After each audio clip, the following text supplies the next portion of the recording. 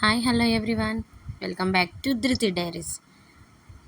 అందరు ఎలా ఉన్నారండి? నేనైతే చాలా చాలా బాగున్నాను.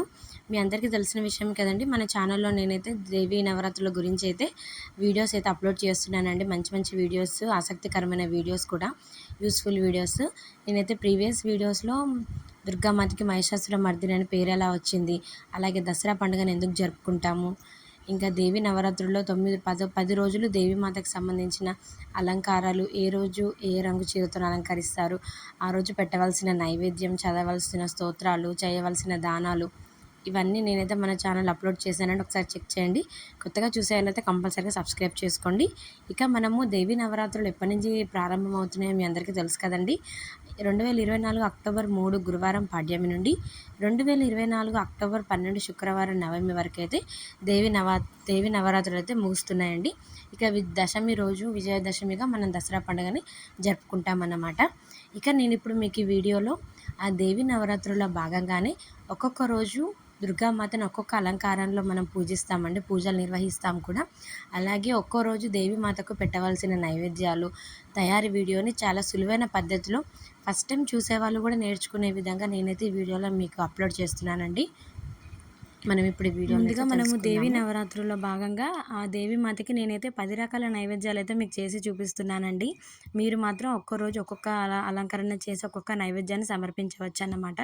ఇక మనము ప్రసాదాలు తయారు చేయడానికి ఆ రోజు ఉదయాన్నే లేచి తలంటు స్నానం పోసుకొని, కొత్త బట్టలు ధరించుకొని, మన ఇంట్లో దీపారాధన చేసుకొని, మనం ఈ విధంగా ఈ ఈ ఈ రోజనే కాదండి, ప్రసాదం చేయవలసిన రోజే కాదండి, ప్రతిరోజు కూడా మనం ఇలాగా మన స్టవ్ని శుభ్రంగా కడుక్కొని, శుభ్రంగా అక్కడంతా నీట్గా చేసుకొని, అలాగే పసుపు కుంకుమతోని మనం మన స్టవ్ని అలంకరించుకొని కూడా మనం రోజు వంట చేసుకోవచ్చండి. ఇక మన నైవేద్యం సమర్పిస్తున్నాం కాబట్టి ఆ దేవి మాతకి ఇలాగైతే నీట్గా కడుక్కొని పెట్టుకోవాలండి. స్టవ్కి గంధమును కుంకుమ బొట్లు, అలాగే మనం చేయవలసిన పాత్రలకు కూడా పెట్టుకుంటే చాలా మంచిగా ఉంటుందన్నమాట. అంటే మనకు ఒక శుభకరంగా అనిపిస్తుంది అనమాట. నేనైతే ఇలా ఒక ఇత్తడి గిన్నె తీసుకొని దానికైతే ఇలా పసుపు కుంకుమ అయితే రాశానండి. ఇక మనం మొదటి రోజు ఆ దేవి శరన్నవరాత్రుల్లో భాగంగా దుర్గామాతని బాల త్రిపుర సుందరి దేవిగా అయితే మనం అలంకరిస్తామండి. ఇక ఆ రోజు దేవీమాతకి పెట్టవలసిన నైవేద్యం, మనం ఈరోజు పరమాన్నం చేయడానికైతే మనమైతే బియ్యాన్ని ముందుగానే ఒక కప్పు బియ్యం అయితే తీసుకొని మంచిగా నీళ్ళతో కడిగి పెట్టుకోవాలండి. ఒకటే కప్పు తీసుకోవాలండి ప్రతి ఒక్కటి కూడా మనం నైవేద్యంగా పెట్టడానికి.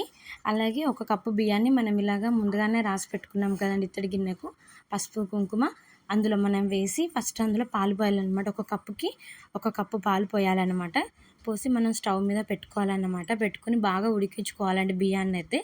ఎందుకలా మనము పొంగు రాకుండా అందులో ఒక స్పూన్ వేసి ఉంచినా కానివ్వండి, ప్రాబ్లం లేదు. లేకపోతే మనం ఇలా కలుపుతూ ఉండాలన్నమాట.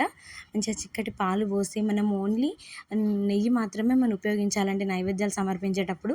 ఇక మనము పరమాన్నానికి సంబంధించి ఒక కప్పు బెల్లం కూడా తీసుకోవచ్చు అన్నమాట.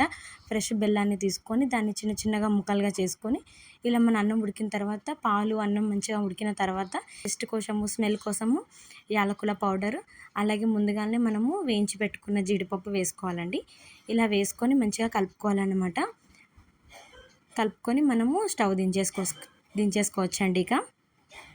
ఇక మనం రెండవ రోజు దేవి నవరాత్రుల్లో భాగంగా రెండవ రోజు మన దుర్గామాతనైతే మనం గాయత్రి దేవిగానైతే అలంకరించి పూజిస్తామండి. ఇక ఆ రోజు దేవీమాతకి నచ్చిన నైవేద్యం ఏంటంటే నిమ్మకాయ పులిహోర. ఇప్పుడు మనం సులువుగా తయారు చేసుకోవచ్చండి. ముందుగానే మనం ఒక 2 కప్ ఆఫ్ రైస్ని మనము బాయిల్ చేసుకొని పెట్టుకోవాలన్నమాట. అంటే అన్నం వండుకొని పెట్టుకోవాలన్నమాట. అన్నంలోకి సరిపడా మనము ఒక 2-3 టేబుల్ స్పూన్ ఆఫ్ ఆయిల్ తీసుకోవాలండి. అందులో పల్లీలు, శనగపప్పు, జీలకర్ర, ఆవాలు, అంటే మినప్పప్పు, పోపు దినుసులన్నీ వేసుకోవాలండి. అన్నానికి సరిపడా పచ్చిమిరపకాయలు, ఒక 4 పచ్చిమిరపకాయలు, ఎండుమిర్చి వేసుకోవాలి. ఇక మనము టేస్ట్ కోసం అని చెప్పేసి అయితే మన కరివేపాకును కూడా యాడ్ చేసుకోవచ్చు అనమాట. ఇక అందులో పసుపు వేయడం వల్ల చాలా చక్కటి రంగు అనేది వస్తుందన్నమాట మన నైవేద్యానికి. ఇలా పసుపు కూడా వేసుకున్న తర్వాత ఒక 3 నిమ్మకాయలు అయితే మనము ముందుగానే పిండి పెట్టుకోవాలండి ఒక చిన్న గిన్నెలో. దానిలోకి సరిపడా ఉప్పు వేసుకోవాలి. మనం వేసుకొని మొదటగానైతే అన్నానికి మొత్తం పట్టించాలన్నమాట. నిమ్మకాయ రసము పట్టించిన తర్వాత మనము వేసుకున్న పోపు మొత్తం అన్నంలోకి కలుపుకోవాలన్నమాట. ఈ విధంగా మనమైతే చాలా సులువుగా ఒక అర్ధ గంటలో మనమైతే నిమ్మకాయ పులిహోరని అయితే తయారు చేసి నైవేద్యంగా అయితే సమర్పించవచ్చండి. ఇక మనం మూడవ రోజు దేవీమాతని అన్నపూర్ణ దేవిగానైతే అలంకరిస్తామండి. ఇక ఆ రోజు దేవీమాతకి పెట్టవలసిన నైవేద్యం ఏంటంటే కొబ్బరన్నం మరియు దద్దోజనం అనమాట. దద్దోజనాన్ని మనమైతే చాలా సులువుగా తయారు చేసుకోవచ్చండి. మనము ముందుగానే ఒక 2 కప్పుల రైస్ మనం ఉడికించి పెట్టుకోవాలనమాట. అన్నంగా వండుకొని అందులో ఒక కప్పు పెరుగు వేసుకోవాలండి. ఒక హాఫ్ కప్పు మనం పాలు పోసుకున్నట్లయితే చాలా టేస్టీగా ఉంటుందండి. అలా మనం పెరుగన్నం కలుపుకొని పక్కకు పెట్టుకున్న తర్వాత దాని పెరుగన్నానికి సంబంధించి మనమైతే పోపునైతే తయారు చేసుకుందామండి. ఒక బాండీ పెట్టుకొని అందులో ఒక 2 టేబుల్ స్పూన్ ఆయిల్ వేసుకొని పల్లీలు, శనగపప్పు, ఆవాలు, జీలకర్ర, అలాగే మనకి పోపుకి సంబంధించిన ఐటమ్స్ అన్నీ అందులో యాడ్ చేసుకోవచ్చండి. మినపప్పు కూడా వేసుకోవచ్చు మనం అందులో. అలాగే పెరుగుకి సరిపడా అంటే రుచికి సరిపడా కారం, అంటే పచ్చిమిర్చి, ఒక 2 కరివేపాకు రెబ్బలు ఇలా వేసుకొని మంచిగా వేగనివ్వాలండి. తర్వాత ఎండుమిర్చి వేసుకోవాలి. ఇక చివరిగా మనమైతే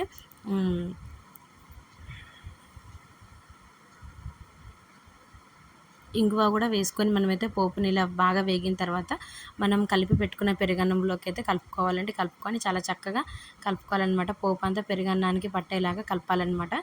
ఇక మనం పైనుంచి దానిమ్మ గింజలు కూడా వేసినట్లయితే చూడ్డానికి ప్రసాదం చాలా అందంగా దేవీమాతకు నచ్చినట్టు ఉంటుందన్నమాట.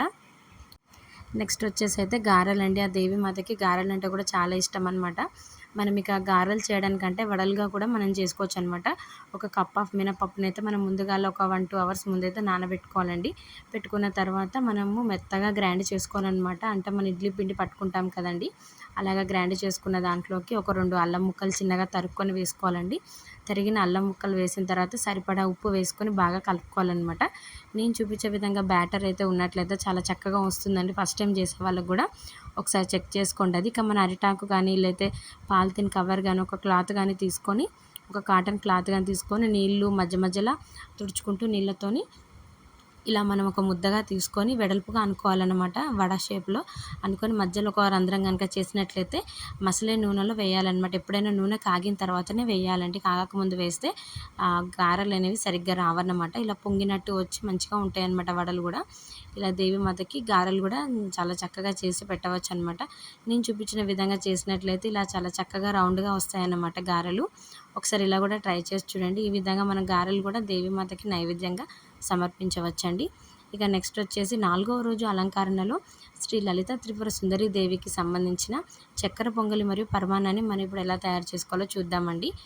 మన కుక్కర్లో ఒక కప్ ఆఫ్ రైస్ను, ఒక కప్ ఆఫ్ పెసరపప్పుని ముందుగానే అది ఉడకబెట్టుకోవాలన్నమాట. స్టవ్ మీద పెట్టుకొని ఒక 3-4 విజిల్స్ వచ్చే వరకు బాగా మెత్తగా ఉడకాలన్నమాట చక్కెర పొంగలి. ఉడికిన తర్వాత అందులోకి ఒక కప్పు చక్కెర వేసుకోవాలండి. పంచదారని వేసుకున్న తర్వాత బాగా కలుపుకోవాలి. పంచదార వేసిన తర్వాత కొంచెం లూజ్గా అవుతుందన్నమాట వాటర్ లాగా. అందులో కొంచెం నెయ్యి వేసుకొని మంచిగా కలిపి పక్కన పెట్టుకోవాలన్నమాట చక్కెర పొంగల్ని. చక్కెర పొంగల్ ఈ విధంగా చక్కెర వేసినట్లయితే సరిపడా చక్కెర వేసినట్లయితే చాలా టేస్టీగా ఉంటుందండి. ఇక మనం అందులోకి ఒక 2 టేబుల్ స్పూన్ల నెయ్యి తీసుకొని చిన్న చిన్నగా కొబ్బరి పలుకులు, అలాగే బాదం పప్పు, జీడిపప్పు ఇలా వేసుకొని మనమైతే యాలకుల పొడి వేసుకొని ఈ విధంగా మనం మెత్తగా తయారు చేసుకున్న చక్కెర పొంగలిలోకి అయితే మనం వేయొచ్చండి. అందులోకి కొంచెం ఎంత అంటే ఒక చిటికెడు కూడా కాదండి సాల్ట్, చాలా తక్కువ సాల్ట్ వేసినట్లయితే చాలా టేస్టీగా ఉంటుందన్నమాట. అంటే తొందరగా ఖరాబ్ కాకుండా ఉంటుందన్నమాట. ఈ విధంగా మనము చక్కెర పొంగలిని కూడా మనం దేవీమాతకి అయితే నైవేద్యంగా పెట్టవచ్చండి. ఇక 5వ రోజు దేవీమాతని మహాచండీ దేవిగా అలంకరించి పూజిస్తామన్నమాట. ఇక ఆ రోజు దేవీమాతకి పెట్టవలసిన నైవేద్యం ఏంటంటే కట్ట పొంగలి అన్నమాట. వడపప్పు పానకం కూడా మనం పెట్టవచ్చు అన్నమాట. ఇక కట్ట పొంగలికి సరిపడా ఒక రైస్ బియ్యమును, ఒక కప్ ఆఫ్ పెసరపప్పుని తీసుకొని నానబెట్టుకోవాలండి. ముందుగానే నానబెట్టుకున్నట్టయితే మనకి తొందరగా అయిపోతుందన్నమాట నైవేద్యం అనేది. ఇలా నానబెట్టుకున్న బియ్యాన్ని మనం ఒక కుక్కర్లో వేసుకోవాలండి. 2 కప్పుల రైస్, 1 కప్పు పెసరపప్పుకి మనం ఏం చేయాలంటే 3 కప్పుల వాటర్ పోసుకొని కుక్కర్ విజిల్ పెట్టుకొని ఒక 2-3 విజిల్స్ వచ్చే వరకు అయితే మనం చూడాలండి. బాగా మెత్తగా అయితే చాలా బాగుంటుందన్నమాట. ఈ చక్కెర పొంగలి దద్దోజనం మెత్తగా అయితేనే బాగుంటుందండి. ఇక కట్ట పొంగలి కూడా అలాగే అన్నమాట. ఇలా మన విజిల్ వచ్చిన తర్వాత కట్ట పొంగలిని తీసి పక్కన పెట్టుకోవాలన్నమాట ఉడికిన దానిని. ఇక అందులోకి సరిపడా మనం ఒక నూనె తీసుకోవాలంటే ఒక బాండి పెట్టుకొని ఇక పోపు దినుసులు అన్నీ వేసుకోవచ్చు అనమాట. ఆవాలు, జీలకర్ర, మినపప్పు ఇలా అన్నీ వేసుకొని మంచిగా వేగనివ్వాలండి. ఇందులోకి మెయిన్ ఇంగ్రీడియంట్ ఏంటంటే మనకి కట్ట పొంగలికి మిరియాలు అన్నమాట. మిరియాలు అందరికీ తెలుసు కదండి. మనమైతే సరిపడా పచ్చిమిరపకాయలు, అలాగే కరివేపాకు ఇవన్నీ వేసుకొని చక్కగా వేగనివ్వాలండి. వేగనిచ్చిన తర్వాత రుచికి సరిపడ కూడా మనం ఎండుమిర్చిని కూడా అందులో యాడ్ చేసుకోవచ్చు అనమాట. ఇక మన ఇంగువ కూడా వేసుకోవచ్చు. ప్రతి పోపులో ఇంగువ, పసుపు అనేది చాలా ముఖ్యమండి. ఇవి చాలా టేస్ట్ ఉంటుందన్నమాట. ఇలాగ మనము వేసుకున్న ఆ పోపులో మనం ముందుగానే కలిపి పెట్టుకున్న కట్ట పొంగలిని మనం అందులో వేసుకొని సాల్ట్ వేసుకొని పైనుంచి కొంచెం ఒక 2-3 స్పూన్స్ ఆఫ్ నెయ్యి వేసుకుంటే కూడా చాలా టేస్టీగా ఉంటుందండి. ఈ విధంగా మొత్తం మనము పోపు మొత్తం అన్నానికి పట్టేలాగా కలుపుకోవాలన్నమాట. ఇక మనకి కట్ట పొంగలి కూడా రెడీ అయిపోయినట్టేనండి. నైవేద్యంగా సమర్పించవచ్చు దేవీమాతకి. ఇక 4వ రోజు దేవీమాతని శ్రీ మహాలక్ష్మి దేవిగా మనమైతే అలంకరిస్తామండి. ఇక ఆ రోజు మనము క్షీరాన్నం, రవ్వ కేసరి, బూరెలు మనం దేవీమాతకి అయితే నైవేద్యంగా సమర్పించవచ్చండి. ఇక క్షీరాన్నానికి మనమైతే ముందుగానే ఒక నెయ్యి 2-3 టేబుల్ స్పూన్స్ ఆఫ్ నెయ్యి తీసుకొని జీడిపప్పు, బాదం పప్పు మనం అన్నీ రోస్ట్ చేసి పెట్టుకోవాలన్నమాట. అంటే మంచిగా వేగనివ్వాలి. తర్వాత మనము అదే బాండీలోకి ఇంకొంచెం 1 టేబుల్ స్పూన్ ఆఫ్ నెయ్యి వేసుకొని రవ్వని చాలా చక్కగా వేయించుకోవాలన్నమాట. రవ్వ ఎంత వేగితే అంత టేస్టీగా ఉంటుందన్నమాట మనకి నైవేద్యము. ఎప్పుడైనా మన నైవేద్యాలు చేసేటప్పుడు ఏ ఏ దేవతకైనా మనం నైవేద్యాలు చేసేటప్పుడు రుచి అనేది అసలు చూడకూడదండి. ఎంగిలి చేయకూడదు కాబట్టి సరిపడా వేసుకోవాలి మనం ఎప్పుడైనా. ఇక మనము రవ్వ మొత్తం చాలా చక్కగా వేగిన తర్వాత అందులోకి 3 కప్ ఆఫ్ వాటర్ పోసుకోవాలండి. 3 కప్పుల వాటర్ పోసుకొని చక్కగా ఉడకనివ్వాలన్నమాట. చూస్తున్నారు కదా, చక్కగా ఉడికిపోయిన తర్వాత వాటర్ అంతా అయిపోయిన తర్వాత ఒక కప్పులో మనము చక్కెర తీసుకోవాలన్నమాట. ఒక కప్పు చక్కెర తీసుకొని చాలా చక్కగా కలుపుకోవాలన్నమాట. లంప్స్ లేకుండా కలుపుకోవాలండి, ఇట్లా ఉండలు కట్టకుండా. ఇలా కలుపుకున్న తర్వాత దగ్గరగా వచ్చిన తర్వాత మనం పైనుంచి యాలకుల పౌడరు, కొబ్బరి పౌడర్ కూడా వేసుకోవచ్చు అనమాట. ఇక మనము ముందుగానే వేయించుకున్న డ్రై ఫ్రూట్స్ అనేది వేసుకొని కలుపుకోవాలన్నమాట. ఇక మనకి రవ్వ కేసరి కూడా తయారైపోయిందండి నైవేద్యంగా. ఇక నెక్స్ట్ వచ్చేసి మనకైతే పూర్ణం బూరాలన్నమాట. పూర్ణం బూరెలకి మనం ముందుగానే శనగపప్పు నానబెట్టి పెట్టుకోవాలన్నమాట. ఒక 2-3 అవర్స్ ముందుగా నానబెట్టుకున్న శనగపప్పుని మనం ఏం చేయాలంటే కుక్కర్లో వేసుకోవాలన్నమాట. ఒక కప్పు నిండా మన శనగపప్పు నానబెట్టుకుంటాం కదండి. ఏ కప్పుతో మనం శనగపప్పు నానబెట్టుకున్నామో ఆ కప్పుతోనే మనము బెల్లాన్ని కూడా ముక్కలుగా చేసి వేసుకోవాలన్నమాట. చిన్న చిన్న ముక్కలుగా చేసుకొని ఇక మన శనగపప్పుని కుక్కర్లో పెట్టుకొని ఒక 2-3 విజిల్స్ వచ్చే వరకు చూడాలండి. ఇక తర్వాత మనము పిండిలో ముంచి వేస్తాం కదండి పూర్ణాలు. దానికోసం మనమైతే మినపప్పుని ఒక కప్పులో మినపప్పు తీసుకోవాలండి. ఒక కప్పు మినపప్పు తీసుకొని దానికి మనము గ్రైండ్ చేసి పెట్టుకోవాలన్నమాట. మనకి ఇడ్లీ పిండిలాగా మనం గ్రైండ్ చేసి పెట్టుకోవాలన్నమాట. దాంట్లో మనము కొంచెం బియ్య పిండిని కూడా కలుపుకోవచ్చండి. అలాగైతే చాలా చక్కగా వస్తాయన్నమాట. పూర్ణాలు విడిపోకుండా వస్తాయన్నమాట మనకి. ఇక మనం ఇలా నేను చూపించిన విధంగా బ్యాటర్ ఉన్నట్లయితే పిండి చాలా చక్కగా వస్తాయన్నమాట పూర్ణాలు. మనం ఇక నూనె మంచిగా కాగిన తర్వాతనైతేనే మనము పూర్ణం వేసినట్లయితే మంచిగా వస్తుందండి. చూస్తున్నారు కదండి, మన శనగపప్పు అయితే మంచిగా ఉడికిపోయిందండి. ఇలా నీరు లేకుండా మంచిగా ఉడికిపోయిన తర్వాత అందులోకి నేను చెప్పిన విధంగా ఒక కప్పు బెల్లం ముక్కలు తరిగిన బెల్లం ముక్కలను వేసుకొని అలాగే స్టవ్ మీద కుక్కర్ని ఉంచేసి బాగా కలుపుకోవాలన్నమాట. మనకి గంటతోని కొంచెం కష్టం అనిపిస్తే స్మాషర్ తీసుకోవచ్చండి. ఇలా మన స్మాషర్తోని కూడా మంచిగా మెత్తగా చేసుకోవచ్చు అనమాట. ఎంత మెత్తగా ఉంటే పూర్ణం అనేది అంత చాలా చక్కగా ఉంటుందన్నమాట. ఇక మనం అందులోకి కొంచెం ఇలాచీ పౌడర్ని, కొంచెం కొబ్బరి పౌడర్ని కూడా మనం కలుపుకోవచ్చు అనమాట. చూస్తున్నారు కదండి, చాలా చక్కగా మెత్తగా అయిపోయింది మన పూర్ణం అనేది. ఇలా మనం మెత్తగా అయిన పూర్ణాన్ని ఒక గిన్నెలోకి తీసుకోవాలన్నమాట. మనం కొంచెం కొంచెం చేతికి నెయ్యి అప్లై చేస్తూ అంటే నెయ్యిని రాసుకుంటూ మనం చిన్న చిన్న పూర్ణాలు చేసుకోవాలన్నమాట. చిన్న చిన్నగా లడ్డూలాగా చేసుకోవాలన్నమాట. చేసుకొని పక్కన పెట్టుకోవాలన్నమాట. ఇవి ఎంతసేపు ఉన్నా ఏం కాదండి. కాబట్టి మనం ముందుగానే రెడీ చేసి పెట్టుకోవాలన్నమాట పూర్ణాలు. ఇలా రెడీ చేసి పెట్టుకున్న పూర్ణాలని బాగా కాగిన నూనెలో ఇలా మనం పిండిలో పూర్తిగా మునిగేటట్టు వేయాలన్నమాట పూర్ణాలు ఎప్పుడైనా. అలా వేసినప్పుడే చాలా చక్కగా వస్తాయండి పూర్ణాలు. నేను చూపించిన విధంగానైతే ఇలా వేసినట్లయితే చాలా చక్కగా పూర్ణాలు అనేటివి వస్తాయన్నమాట. అసలు మాడకుండా ఉండాలి పూర్ణాలంటే లో ఫ్లేమ్లోనే ఉంచాలండి. ఇలా మన ఈవెన్గా ఒక జల్లిగంట పెట్టి తిప్పుతూ ఉన్నట్లయితే రౌండ్గా వస్తాయన్నమాట. అసలు విడిపోకుండా వస్తుందన్నమాట. చూస్తున్నారు కదా ఎంత చక్కగా ఉన్నాయో. ఇక పూర్ణాలు కూడా సిద్ధమైపోయాయండి నైవేద్యంగా దేవీమాతకి. ఇక 7వ రోజు దేవీమాతని సరస్వతి దేవిగా అయితే అలంకరిస్తారండి. ఇక సరస్వతి దేవికి మనం దద్దోజనాన్ని మరియు పాయసాన్ని అయితే నైవేద్యంగా పెట్టవచ్చండి. ఇక దద్దోజనం ఎలా తయారు చేయాలో తెలిసిందే కదండి మీకు. మనం పెరుగన్నంలో ఒక కప్పు పెరుగు తీసుకోవాలండి. ఒక సగం కప్పు చిక్కటి పాలు తీసుకున్నట్లయితే మంచి టేస్ట్ వస్తుందన్నమాట. ఇక మన పెరుగన్నంలోకి మనము పోపు అనేది తయారు చేసుకోవాలండి. ఈ పోపు అనేది చాలా ఇంపార్టెంట్ అనమాట మనకి దద్దోజనానికి. ఇందులో మనం సరిపడా నూనె తీసుకోవాలన్నమాట. అందులోకి మనము పల్లీలు, శనగపప్పు, ఆవాలు, జీలకర్ర అన్నీ తీసుకోవాలండి. దానికి సరిపడా అంటే మనం ఎంతైతే పెరుగన్నం తీసుకున్నానో పెరుగన్నానికి సరిపడా పచ్చిమిర్చి, ఎండుమిర్చి, మినప్పప్పు, అలాగే కరివేపాకు, అలాగే మనము కొంచెం ఇంగువ కూడా ఇందులో కలపొచ్చు అనమాట. మెయిన్గా పసుపు అనేది కలపొచ్చు అన్నమాట. ఇందులో మనము పసుపు కలపొచ్చు, కొంతమంది కలపరన్నమాట. కలిపితే బాగా టేస్ట్గా ఉంటుందండి. ఇలా మనం మంచిగా చక్కగా అంతా వేగిపోయిన తర్వాత మనం తయారు చేసుకున్న పెరుగన్నంలోనైతే కలుపుకోవచ్చండి. ఇలా మనకి దద్దోజనం కూడా దేవీమాతకి సమర్పించడానికి నైవేద్యం అయితే సిద్ధమైపోయిందండి. చూసారు కదండి, ఇలా చాలా సులువైన పద్ధతిలో మనమైతే దద్దోజనాన్ని కూడా నైవేద్యంగా పెట్టవచ్చు అనమాట. ఇక పైనుంచి మనము దానిమ్మ గింజలు కూడా వేసుకోవచ్చు అనమాట దద్దోజనంలో. ఇక నెక్స్ట్ వచ్చేసి మనకైతే 8వ రోజు అలంకారంలో దుర్గాదేవికి మనము పులగం మరియు కదంబమ్మని అయితే మనం నైవేద్యంగా సమర్పించవచ్చండి. అది ఎలాగో ఇప్పుడు మనం తెలుసుకుందాము. 1 కప్పు రైస్ తీసుకోవాలండి, 2 కప్పుల నీళ్ళు తీసుకోవాలి. తీసుకొని బాగా ఉడికించుకోవాలన్నమాట మనము ఆ బియ్యాన్ని. అందులోకి సరిపడా కొంచెం సాల్ట్ వేసుకోవాలన్నమాట. అందులోనే శనగపప్పు, అలాగే కందిపప్పు, పెసరపప్పు కూడా వేసుకోవచ్చు అన్నమాట. కొంచెం పసుపు కూడా వేసుకున్నట్లయితే మంచి కలర్ వస్తుందన్నమాట మనకి పులగానికి. ఇలా కాకుండా మన కదంబంలాగా కూడా చేసుకోవచ్చండి, అన్ని వెజిటేబుల్స్ వేసుకొని. ఇలా మనం కుక్కర్ పెట్టుకోవాలండి, విజిల్ పెట్టుకోవాలి. ఎందుకంటే పప్పులు వేసాం కాబట్టి ఒక 2-3 విజిల్ పెట్టుకున్నట్లయితే చాలా చక్కగా ఉడికిపోతుంది కదండి. ఎంత చక్కగా ఉడికిపోయిందో మనకి.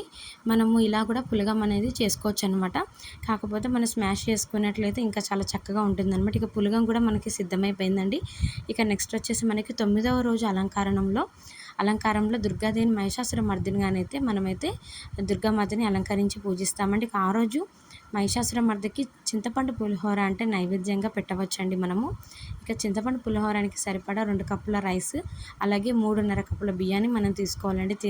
వాటర్ని తీసుకోవాలన్నమాట. తీసుకున్నట్లయితే చాలా చక్కగా ఉడికిపోతుంది మనకి అన్నం అనేది. పులిహోరకి ఎప్పుడైనా అన్నం మెత్తగా అవ్వకూడదండి, మెత్తగా అవుతే బాగుండదన్నమాట. పులిహోర ఎప్పుడైనా పొడి పొడిగానే ఉండాలన్నమాట మనకి.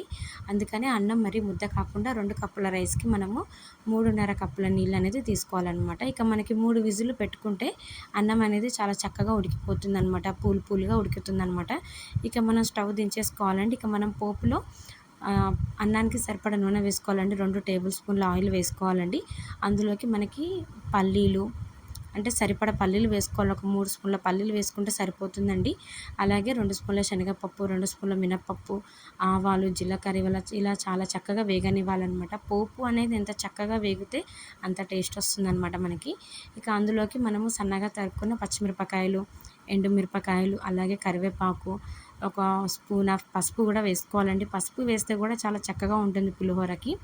ఇక మనం పులిహోరలో కూడా ఆవ పొడి కూడా కలుపుకోవచ్చు అనమాట. ఆవ పొడి, మెంతి పొడి, ఇక మిరియాల పొడి కూడా మనం కలుపుకోవచ్చు అనమాట.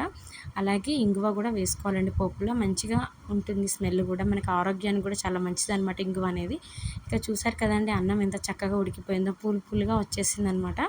ఇలా వచ్చేసిన అన్నాన్ని మనం చల్లారనివ్వాలన్నమాట. ఎప్పుడైనా పులిహోరకి అన్నం చల్లారితేనే బాగుంటుందండి. ఇక అందులోకి మనం ఒక చిన్న నిమ్మకాయ సైజు చింతపండుని నానబెట్టుకొని గుజ్జుగా తీయాలన్నమాట. ఆ తీసిన గుజ్జుని మనం స్టవ్ మీద ఒక బాండి పెట్టుకొని ఆ గుజ్జుని బాండిలో వేసుకున్న తర్వాత అందులోకి సరిపడా కొంచెం ఒక స్పూను ఉప్పు, ఒక స్పూన్ పసుపు వేసుకొని బాగా మసలనివ్వాలన్నమాట. మనకి చింతపండు గుజ్జు అనేది ఎంత మసలితే అంత టేస్టీగా ఉంటుందండి పులిహోర అనేది. చూస్తున్నారు కదా, ఇలా చాలా చిక్కగా దగ్గరగా అయిన తర్వాత వేరే బాండి తీసుకొని అందులో మిరియాలు, అలాగే మెంతులు బాగా వేగనివ్వాలన్నమాట. వేగిన తర్వాత దాన్ని మనం పౌడర్గా చేసుకోవాలన్నమాట. చేసుకొని ఆ పౌడర్ని కూడా మనం పులిహోరలో యాడ్ చేయొచ్చండి. అంటే మనం చింతపండు గుజ్జుగా చేసుకున్నాం కదండి, అందులో మనం యాడ్ చేయొచ్చు అన్నమాట. ఈ విధంగా మనము చింతపండు గుజ్జు అయితే తయారైపోయింది కదండి. ఇక ఇందులోకి మనం చల్లారిపోయిన అన్నాన్ని ఒక ప్లేట్లోకి తీసుకోవాలండి. తీసుకొని అందులోకి చింతపండు గుజ్జుని మొదటగా కలుపుకోవాలన్నమాట. అన్నానికి మొత్తం పట్టేలాగా కలుపుకోవాలన్నమాట, అన్నం మొత్తం కలిసే విధంగా. దానిపైనుంచి మనమైతే తయారు చేసుకున్న పోపును కూడా వేసుకోవాలండి. ఈ విధంగా మనము మొత్తం ఈవెన్గా కలుపుకోవాలన్నమాట. సరిపడా మొత్తము అన్నం మొత్తం కలిసిపోయేలా కలుపుకున్న తర్వాత మనకి చింతపండు పులిహోర కూడా సిద్ధమైపోయిందండి. ఇక మనం అల్లం గారెలు ఎలా తయారు చేసుకోవాలో కూడా తెలుసుకుందామండి. మనము ఒక కప్పు మినపప్పుని ముందుగానే నానబెట్టుకున్నాం కదండి, దానిని మనం మిక్స్ చేసి పెట్టుకోవాలన్నమాట. ఇలా మిక్స్ చేసి పెట్టుకున్న మినపప్పులోకి అంటే చాలా మెత్తగా మిక్స్ చేసి పెట్టుకోవాలన్నమాట. ఎలాగంటే మనము ఇడ్లీ, దోశ పిండికి పెట్టుకుంటాం కదండి, అలాగా. మరీ లూజ్గా చేస్తే కూడా మనకి వడలు అనేవి, అల్లం గారెలు అనేవి మనకి విడిపోతూ ఉంటాయన్నమాట నూనెలో వేసినప్పుడు. ఇలా మెత్తగా మిక్స్ చేసుకున్న పిండిలోకి మనమైతే చిన్నగా అల్లం ముక్కలు వేసుకోవాలండి. వేసుకున్న తర్వాత సరిపడా సాల్ట్ వేసుకోవాలి. ఇలా మనము మొత్తం కలిసేలాగా కలుపుకున్న తర్వాత అరిటాకు కానీ లేకపోతే ఒక క్లాత్ కానీ తీసుకొని దాని మీద మనము వాటర్తోని మధ్యలో అప్లై చేస్తూ నేను చూపించిన విధంగానైతే వడలు వేసినట్లయితే ఫస్ట్ టైం చేసే వాళ్ళకి కూడా చాలా మంచిగా వస్తాయన్నమాట. ఈ విధంగా మనం వడలు అనేది అరిటాకు మీద వేసుకొని నూనె మంచిగా మసిలిన తర్వాత వేసినట్లయితే చాలా చక్కగా గోలుతాయన్నమాట మనకి గారెలు అనేవి. ఎప్పుడైనా నూనె మసిలిన తర్వాతనే మనం గారెలు అనేది వేయాలండి. ఇలా వేసినట్లయితే చాలా చక్కగా గోలుతాయన్నమాట. చూస్తున్నారు కదా, ఈ విధంగా మనకి అల్లం గారెలు కూడా దేవీమాతకి పెట్టడానికైతే ప్రసాదం అయితే సిద్ధమైపోయిందండి. ఇలా మనం అంతా అయిపోయిన తర్వాత ఒక గిన్నెలోకి తీసుకోవాలన్నమాట అల్లం గారెలు కూడా. ఇక నెక్స్ట్ వచ్చేసి 10వ రోజు దుర్గాదేవిని మనమైతే రాజరాజేశ్వరి దేవిగా అలంకరిస్తామండి. ఇక ఆ రోజు పెట్టవలసిన నైవేద్యం ఏంటంటే శాకాన్నం మహా నైవేద్యం అనమాట. మహా నైవేద్యం అంటే మనము ఆ రోజు మనం చేయవలసిన ప్రసాదం ఏంటంటే అన్ని రకాల కూరగాయలతోని మనమైతే అంటే కదంబం లాగా చేసి పెట్టవచ్చండి దేవీమాతకి మనము. అది ఎలాగంటే ఒక కుక్కర్లో ఆయిల్ వేసుకొని సరిపడా నూనె వేసుకొని అందులోకి లవంగాలు, యాలకులు అన్నీ వేసుకోవచ్చండి. మనము కదంబం లాగా చేసుకోవచ్చు అనమాట మనము. ఇక దానికి సరిపడా మనము నూనె వేసుకున్న తర్వాత పోపు గింజలు వేసుకోవాలండి. పల్లీలు, శనగపప్పు, మినప్పప్పు, ఆవాలు, జీలకర్ర, జీడిపప్పు ఇలా మన డ్రై ఫ్రూట్స్ కూడా ఇందులో కలుపుకోవచ్చు అనమాట. అంటే ఒక జీడిపప్పు ఒకటే వేసుకోవచ్చండి, చాలా టేస్ట్గా ఉంటుంది. ఇక జీలకర్ర, ఆవాలు అన్నీ వేసుకున్న తర్వాత కూరగాయలు కూడా మనము కొన్ని మాత్రమే సెలెక్ట్ చేసుకోవాలన్నమాట. క్యారెట్ వేసుకోవచ్చు, బీన్స్ వేసుకోవచ్చు, తర్వాత ఆలుగడ్డ ముక్కలు, వంకాయ ముక్కలు ఇవన్నీ చిన్నగా తరిగిన తర్వాత మనం కుక్కర్లో వేసుకోవాలండి. దొండకాయ ముక్కలు ఇలా మనం కూరగాయలన్నీ చిన్నగా తరిగిన తర్వాత నూనె వేసిన కుక్కర్లో అయితే మనం వేసుకోవాలండి. ఇలా వేసుకొని చాలా చక్కగా కలుపుకోవాలన్నమాట. ముక్కలకి మొత్తం మనకి ఆయిల్ మొత్తం పట్టినాక కొంచెం ముక్కలు మనకి ఉడుకుతూ ఉంటాయి కదండి.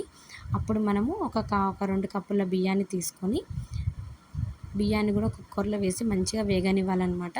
ఈ కూరగాయలు కానివ్వండి, బియ్యం కానివ్వండి ఎంత వేగితే అంత టేస్ట్ వస్తుందన్నమాట మనకి కదంబానికి, మహా నైవేద్యానికి. అందుకని మనం ఈ విధంగా చేసుకోవచ్చు అన్నమాట. ఎక్కువ శాతం మీరు నైవేద్యం చేసేటప్పుడు అయితే నూనెకి బదులు నెయ్యిని వాడితే చాలా శ్రేష్టం అండి.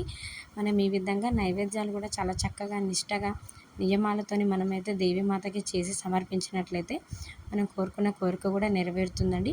చూస్తున్నారు కదా, మనం తీసుకున్న 2 కప్పుల బియ్యానికి 4 కప్పుల నీళ్ళు అనేది పోసుకోవాలన్నమాట. ఎందుకంటే మనము కూరగాయలు కూడా వేసాం కాబట్టి చాలా చక్కగా ఉడికిపోతాయి అన్నమాట అన్నీ. ఇలా మనం రుచికి సరిపడా ఉప్పు కూడా వేసుకోవచ్చు అనమాట. ఉప్పు కానీ పసుపు కానీ వేసుకున్న తర్వాత చూసారు కదండి, మనం ఒక 4 విజిల్లు కనుక పెట్టినట్లయితే కూరగాయలతో సహా మనకి బియ్యం కూడా చాలా చక్కగా ఉడికిపోతుందనమాట. ఇలా మనం తయారు చేసిన మహా నైవేద్యాన్ని అంటే ఇలా పులగాన్ని కానీ కదంబాన్ని కానీ ఇలా మహా నైవేద్యాన్ని అంటే శాకాన్నం అంటామన్నమాట. ఎందుకంటే అన్ని కూరగాయలతో కలిపి చేస్తున్నాం కాబట్టి ఇలా తయారు చేసిన శాకా అన్నాన్ని ఇలా మనము రాజరాజేశ్వరి దేవికి సమర్పించవచ్చు అన్నమాట. చూస్తున్నారు కదండి, నేనైతే చాలా సులువైన పద్ధతిలో చాలా తొందరగా తయారయ్యే విధంగా ప్రసాదాలను అయితే తయారు చేసి మీకు చూపించానండి. ఈ వీడియో అయితే అందరికీ నచ్చింది అనుకుంటున్నానండి. ఇక నేను ఇలా తయారు చేసుకున్న ప్రసాదాలన్నీ నైవేద్యంగా అయితే సమర్పించానండి దేవీమాతకి. చూస్తున్నారు కదా, మనకి బాలత్రిపుర సుందరీదేవికి కట్ట పొంగలిని నైవేద్యంగా సమర్పించానండి. మనము ఎప్పుడైనా పండుగల రోజు వెండి గిన్నెల్లో మనం నైవేద్యం పెట్టినట్లయితే మనకి మంచి ఫలితాలు వస్తాయన్నమాట. 2వ రోజు గాయత్రీదేవికి మనమైతే బూరెలు అయితే సమర్పించామండి, పూర్ణం బూరెలు. ఇక మనం 3వ రోజు అన్నపూర్ణాదేవికి పులగంని మనము నైవేద్యంగా అయితే సమర్పించామండి. చూస్తున్నారు కదా, నేనైతే అన్ని వెండి గిన్నెల్లోనే నైవేద్యాన్ని అయితే సమర్పించానండి. ఎందుకంటే మనం అవి రోజు తినే గిన్నెల్లో ఉండవు కాబట్టి, అవి ఎంగిలి కావు కాబట్టి మన వెండి గిన్నెలోనే నైవేద్యాన్ని సమర్పించాలన్నమాట దుర్గాదేవులకు, ఈ నవదుర్గలకు. ఇక మన అన్నపూర్ణాదేవికి అయితే చక్కెర పొంగల్ని సమర్పించానండి. ఇక 5వ రోజు లలితాదేవికి అయితే పులిహోర మరియు దద్దోజనాన్ని అయితే నేను నైవేద్యంగా అయితే సమర్పించానండి ప్రసాదాన్ని. చూస్తున్నారు కదా, చాలా చక్కగా సులువైన పద్ధతిలో మనమైతే చేసుకోవచ్చు అన్నమాట. ఉదయాన్నే లేచి మనం చేసుకొని నైవేద్యాన్ని సమర్పించవచ్చండి. ఇక 6వ రోజు సరస్వతీదేవికి మనమైతే కట్ట పొంగలిని అయితే సమర్పించామండి. ఇక 7వ రోజు దుర్గాదేవికి అల్లం గారెలు సమర్పించానన్నమాట. చూస్తున్నారు కదా, చాలా సులువైన పద్ధతులు ఈ విధంగా మనం చేసుకోవచ్చు అన్నమాట అల్లం గారెలు కూడా. ఇక 8వ రోజు మహిషాసుర మర్దినికి పూర్ణం బూరెలు నైవేద్యంగా నేనైతే సమర్పించానండి. దీనికి సరిపడా నేనైతే వెండి ప్లేట్ తీసుకున్నానన్నమాట. ఇక తర్వాత వచ్చేసి ఆఖరిగా రాజరాజేశ్వరి దేవికి చూసారు కదండి. ఈ వీడియో అయితే అందరికీ నచ్చింది అనుకుంటున్నానండి. నైవేద్యాలు ఏ విధంగా చాలా సులువైన పద్ధతిలో దుర్గామాతకి మనము 9 రోజులు మన ఇంట్లో చేసుకున్నట్లయితే నేను ఆ వీడియో కూడా మన ఛానల్ అప్లోడ్ చేశానండి. మన ఇంట్లో మన దేవి నవరాత్రులు ఏ విధంగా జరుపుకోవాలి, ఏ విధంగా కలశ స్థాపన, అలాగే అఖండ జ్యోతిని వెలిగించుకోవాలని చెప్పేసి ఇక మనం ముందుగానే నేను లైన్ బై లైన్ చెప్పుకుంటూ వస్తున్నానండి. మీరు కూడా ఈ విధంగానే పాటిస్తారని నేనైతే అనుకుంటున్నాను. మనమైతే ముందుగానైతే అసలు దసరా పండుగను ఎలా జరుపుకోవాలి, ఏ విధంగా జరుపుకోవాలి, అసలు ఎందుకు జరుపుకుంటున్నాం అనేది అయితే మనం తెలుసుకున్నామండి. ఇక నెక్స్ట్ వీడియోకి వచ్చేసినట్లయితే మనము అసలు దేవి మాతకి ఏ రకమైన అలంకరణలు ఉంటాయి అనేది మనం తెలుసుకుందామండి. ఆ రోజు మనం 9 రోజులు చేయవలసిన స్తోత్రాలు, పారాయణాలు, అలాగే పూజలు మనం తెలుసుకున్నామండి. ఇక మన నెక్స్ట్ వీడియోలో కలశ స్థాపన ఏ విధంగా చేసుకోవాలి, అఖండ జ్యోతిని ఎప్పుడు పెట్టుకోవాలి, ఏ సమయంలో మనం విసర్జన చేయాలి, ఉద్వాసన ఇవ్వాలనే మనము ఇంపార్టెంట్ విషయాలు అయితే మనం ప్రీవియస్ వీడియోలో తెలుసుకున్నామండి. ఇక ఈ వీడియోలో వచ్చేసి అయితే మనం దేవీమాతకి పెట్టవలసిన నైవేద్యాలు చాలా సులువైన పద్ధతులు ఏ విధంగా చేసుకోవాలని నేనైతే తెలియజేశానండి. మీ అందరికైతే వీడియోస్ నచ్చినాయి అనుకుంటున్నానండి. ఈ విధంగా మనం చాలా మంచిగా నియమాలు పాటించి నిష్టగా దేవీమాతని 9 రోజులు కనుక మనము పూజించినట్లయితే మనస్ఫూర్తిగా దేవీమాత మన కోరుకున్న కోరికలు తప్పకుండా నెరవేరుస్తుందండి. నేను చెప్పిన నియమాలన్నీ, నైవేద్యాలన్నీ మీరు దేవీమాతకి సమర్పించండి. ఖచ్చితంగా మీ కోరికలన్నీ నెరవేరుతాయండి. ఈ వీడియో అయితే అందరికీ నచ్చింది అనుకుంటున్నానండి. ఈ వీడియో నచ్చిన వాళ్ళైతే కంపల్సరీగా మన ఛానల్ని లైక్ చేయండి, షేర్ చేయండి, అలాగే సబ్స్క్రైబ్ చేసుకోండి. ఇలాంటి మంచి మంచి వీడియోస్ అంటే మన ఇంట్లో చికాకులున్నా, అలాగే మన ఇంట్లోకి లక్ష్మి నిలవట్లేదు అనుకున్నా, మనము ఇంట్లో లక్ష్మి నిలవాలంటే, ఆ మహాలక్ష్మి మన ఇంట్లో నెలకొనాలంటే ఎలాంటి పూజలు చేయాలనేది నేను మీకు నెక్స్ట్ వీడియోలో తెలియజేస్తానండి. అంతవరకు మన ఛానల్ నేమ్ చాలా తెలుసు కదండి. Keep watching Dhriti diaries. Bye bye.